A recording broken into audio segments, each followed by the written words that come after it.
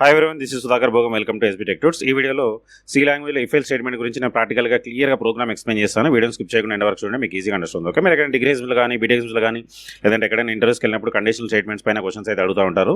Conditional స్టేట్మెంట్కి సంబంధించిన తీర్పాటు కూడా నేను బోర్డు పైన ఎక్స్ప్లెయిన్ చేశాను. ఆ వీడియో మీరు చూడనట్లయితే సి లాంగ్వేజ్ ప్లేలిస్ట్లో ఉంటుంది. ఆ వీడియోస్ అయితే ఒకసారి చూడండి. ఇక్కడైతే మనం ప్రాక్టికల్గా చూద్దాం.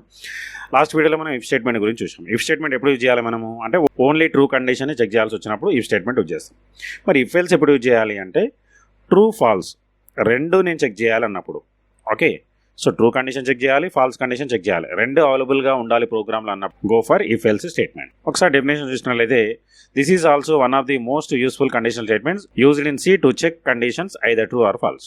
కండిషన్స్ ట్రూ ఆర్ ఫాల్స్ రెండు అవైలబుల్గా ఉండాలి అన్నప్పుడు go for if else statement. So ఒకసారి సింటాక్స్ చూసినట్లయితే ఫస్ట్ ఇఫ్ కండిషన్.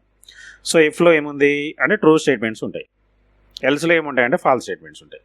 అంటే ఇప్పుడు కండిషన్ ట్రూ అయితేనేమో ఇఫ్ బ్లాక్ ఎగ్జిక్యూట్ అవుతుంది, కండిషన్ ఫాల్స్ అయితేనేమో ఎల్స్ బ్లాక్ ఎగ్జిక్యూట్ అవుతుంది.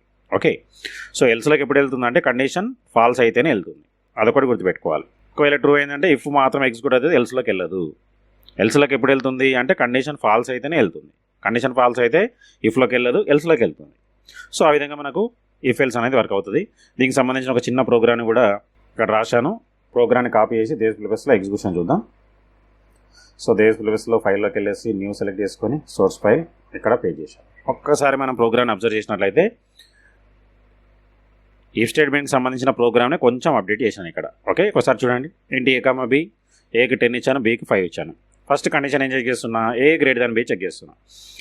ఏ value 10, b value 5, condition true అయింది. ట్రూ అయిందంటే ఓన్లీ ఇఫ్ బ్లాక్ మాత్రమే ఎగ్జిక్యూట్ అవుతుంది. దీనిలో ఏముంది లార్జెస్ట్ వాల్యూ ఈజ్ ఏ అని వస్తుంది.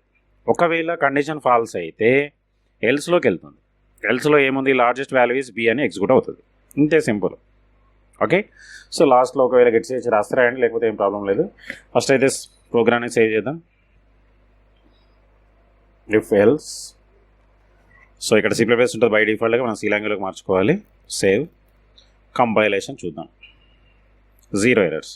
సో మనం ఇక్కడ తీసుకునే వాల్యూస్ ఏంటి, ఏ ఈక్వల్ 10, బి ఈక్వల్ 5 కాబట్టి కండిషన్ ట్రూ అవుతుంది. ట్రూ అయిందంటే ఇఫ్ బ్లాక్ ఎగ్జిక్యూట్ అవుతుంది. So largest value is a అని రావాలి మనకు అవుట్పుట్.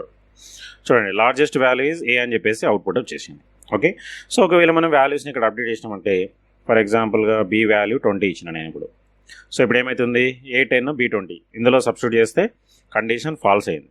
సో కండిషన్ ఫాల్స్ అయింది అంటే ఈ బ్లాక్ ఎగ్జిక్యూట్ అవ్వదు, ఎల్స్లోకి వెళ్తుంది. ఎల్స్లో ఏం రాస్తాము, లార్జెస్ట్ వాల్యూ ఈజ్ బి అని ఎగ్జిక్యూషన్ జరిగిపోతుంది. చూడండి ఒకసారి కంపైల్ రన్, చూడండి లార్జెస్ట్ వాల్యూ ఈజ్ బి అని వచ్చింది.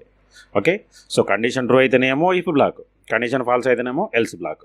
సో ఈ విధంగా మనం కండిషన్స్ని ట్రూ ఫాల్స్ రెండు చెక్ చేయొచ్చు. ఓకే, సో ఇఫ్తోనైతేనేమో ఓన్లీ ట్రూ కండిషన్ చెక్ చేస్తాం, ఇఫ్ ఎల్స్తో అయితే ట్రూ ఫాల్స్ రెండు చెక్ చేయొచ్చు. ఓకే, సో ఒక ప్రోగ్రామ్లో ఓన్లీ ట్రూ కండిషనే ఉండాలి అన్నప్పుడేమో ఇఫ్ యూజ్ చేయాలి, ట్రూ ఫాల్స్ రెండు అవైలబుల్గా ఉండాలన్నప్పుడేమో ఇఫ్ ఎల్స్ యూజ్ చేయాలి. ఇంతే సింపుల్. ఈ విధంగా మనం ఇఫ్ ఎల్స్ స్టేట్మెంట్ని సి లాంగ్వేజ్లో యూజ్ చేసుకోవచ్చు. సో సి లాంగ్వేజ్ సంబంధించిన కంప్లీట్ వీడియోస్ అన్ని నేను బోర్డు పైన ఎక్స్ప్లెయిన్ చేశాను. ఆ వీడియోస్ మీరు చూడనట్లయితే మన ఛానల్ సి లాంగ్వేజ్ ప్లేలిస్ట్లో ఉంటాయి, ఆ వీడియోస్ అయితే ఒకసారి చూడండి. ఈ వీడియోలో మీకు ఏమైనా డౌట్స్ ఉంటే కామెంట్ సెక్షన్లో కామెంట్ చేయండి, నేను రిప్లై ఇస్తాను. అట్లనే వీడియో మీ ఫ్రెండ్స్లో షేర్ చేసిన వాళ్ళకు కూడా యూస్ఫుల్ అవుతుంది. నెక్స్ట్ మళ్ళీ కలుద్దాం. So thanks for watching. Like, share, subscribe my channel. Thank you.